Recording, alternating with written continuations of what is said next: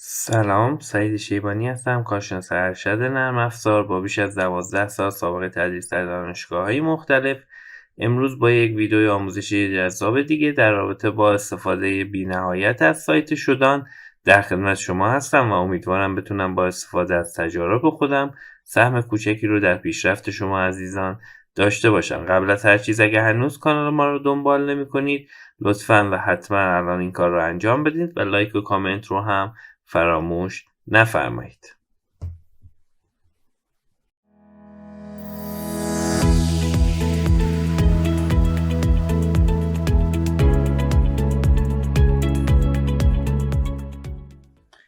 خب دوستان، مشکلی که ما داریم با سایت شدان این هستش که اگر اکانت فری داشته باشی تا یه حدی اجازه میده که یه لیمیتی داره و مثلا 50 تا کوئری بیشتر نمیتونی از داخل سایت شدان بگیری و برای گرفتن بیشتر از 50 تا کوئری باید شما صبر کنید و فردا اون روز در واقع یه 24 ساعتی بگذره و بعد دوباره میتونید 50 تا کوئری دیگر رو استفاده کنید. اما مشکلی که ما اینجا داریم به راحتی با استفاده از ساختن اکانت های در واقع متعدد حل میشه و خوشبختانه سایت شدان هیچ گونه در واقع سختگیری در خصوص این که این در واقع رجیستری که ما داریم انجام میدیم، این رجیستر توسط چه ایمیلی هست، این سختگیری رو انجام نمیده و ما به همین دلیل میتونیم خیلی راحت از ایمیل های موقت استفاده کنیم، مثل همین سایت temp_mail.org و این ایمیل موقتی رو که به ما میده اینجا کپی کنیم و مثلا x مثلا سارا sh چه سارا که فکر کنم باشه، مثلا فرزاد sh پسورد رو، البته پسورد رو یکیش اشتباه خورد، احتمالا ارور میده.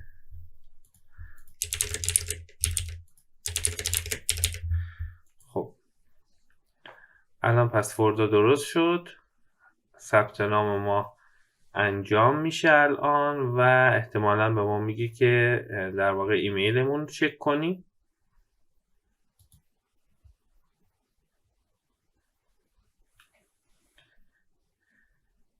خب این یک کمی طول میکشه، من ویدیو رو پاز میکنم تا در واقع این انجام بشه.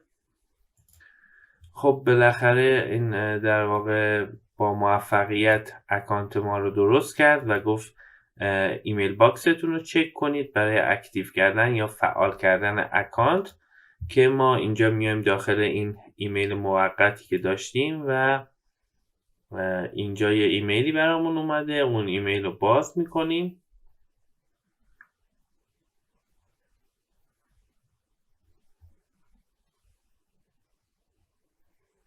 نمیدونم چرا سرعت اینترنت این شب اینقدر کنده متاسفانه.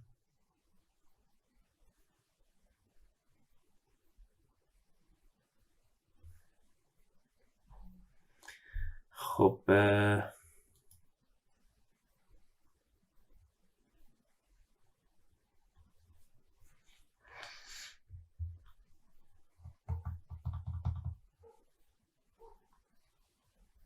باز دوباره من پاوز کنم تا این ایمیل رو باز کنه.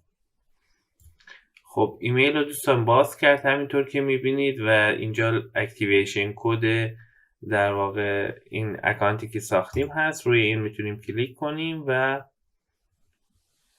بلافاصله بعد از اینکه کلیک کردیم میگه که اکانت شما فعال شد و ما میتونیم با استفاده از همین اکانتی که ساختیم داخل سایت شدان لاگین کنیم. من پیشنهاد میدم که هنوز که این قابلیت برداشته نشده یه چند تا اکانتی برای خودتون داشته باشید و اکانت های مختلفی داشته باشید که اگه یه روزی هم این قابلیت برداشته شد به هر دلیلی بتونید که استفاده کنید از اون اکانت هایی که از قبل داشتید. خب این که لاگین میشه، به همین شیوه شما میتونید اکانت های متفاوتی رو بسازید. اینم لاگین شد، ولی این شب واقعا سرعت کنده. میتونید اکانت های مختلفی رو ایجاد کنید و هر اکانت هم 50 تا کوئری داره، میتونید از کوئریاش استفاده کنید. یه بحث دیگه هم که هست، این فرزادی که با این ایمیل الان ساختیم، اینم ایمیلش. این ایمیل تا یه مدت خاصی در اختیار شما هست، حالا دقیقا نمیدونم چند دقیقه، ولی این ایمیل تا یه مدتی در اختیار شما هست، شما میتونید ازش استفاده کنید، ولی بعدش دیگه این ایمیل در اختیار شما نیست و به صورت موقت در اختیار شما قرار داده شده. یه راه دیگه ای که حالا من چون یه کمی تایم اضافه آوردم برای ویدیو، یه راه دیگه ای هم من بگم برای وصل شدن استفاده کردن از کوئریای در واقع شدان، اینه که در واقع شما بیاین با استفاده از API که در اختیار شما قرار میده، مثلا این API که الان در اختیار من قرار میده این API هست. با استفاده از این API شما در واقع با کامند لاین بیاین چیکار کنید؟ کوئری بگیرید. البته این برای نسخه های در واقع چیز نیست، نسخه های فری نیست و مخصوص نسخه هایی که پولی هستش، ولی برای اینکه حالا بدونید نحوه کارکردش به چه شکلیه، شما میتونید با استفاده از پیپ اینستال شدان، که البته پایتون هم حتما نصب باید داشته باشید، شدان رو روی سیستمتون نصب کنید. حالا من یک کمی پراپرتیز اینو بزرگترش کنم که البته اینجا به من در واقع میگه که آردی نصب شدن روی سیستمتون، که حالا دستورش هم این بود، پیپ اینستال شدن، که میتونید با استفاده از دستور شدن کامندهایی که میتونید انجام بدی رو ببینید. مثلا آلرت هست، کانت هست، دیتا هست، اسکن هست، سرچ هست. و برای اینکه از اینها استفاده کنید باید در واقع اون API که اینجا داشتید، API کی که داشتید رو، حالا من اومدم بیرون فکر کنم، API کی که داشتید رو که من کپی کردم، باید بیایید و داخل این کامند لاین اینیشیتش در واقع اینیتش کنید. برای این کارم میتونید از شدن اینیشیالش کنید که این API کی بود که اونجا من کپی کردم و اینجا پیست میکنم و میبینید که با موفقیت اینیشیالایز شد. حالا میتونید شدن مثلا اینفو بگیرید برای اینکه ببینید چقدر میتونید از این کوئری استفاده کنید یا چقدر در واقع هاست میتونید باش اسکن کنید، که متاسفانه میبینید این اکانت من چون فری هست کریدیت کوئریم و کریدیت اسکن هم صفره و زیاد نمیتونم از، یعنی در واقع هیچی نمیتونم از این استفاده کنم داخل کامند لاینش.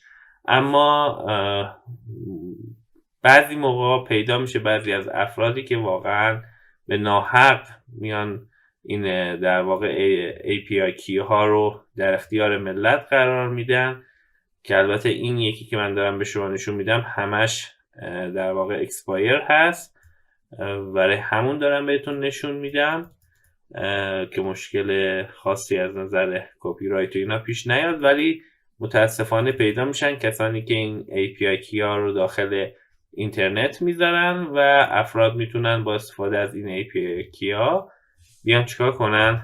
شدن خودشون رو اینیشیالایز کنن و از کی هایی که در سطح اینترنت هم هست استفاده کنن.